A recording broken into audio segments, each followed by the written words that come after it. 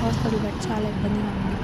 Non rainy సీజన్‌లో కూడా ఇలా వాటర్ అనేది డ్రైనేజ్ నిండిపోయి బయటికి రావడం చాలా ఇబ్బందిగా ఉంది. దానివల్ల ఇంకా మనకి డిసీజెస్ అనేవి ఎక్కువగా రావడం జరుగుతుంది. పైగా ఇది హాస్పిటల్ ఏరియాలో జరుగుతుంది కాబట్టి ఇంకా ఎక్కువగా డిసీజెస్ రావచ్చు.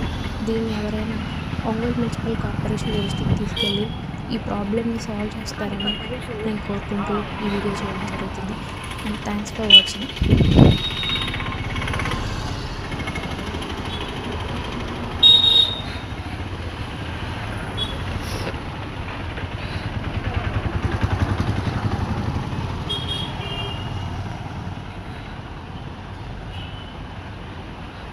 వాటర్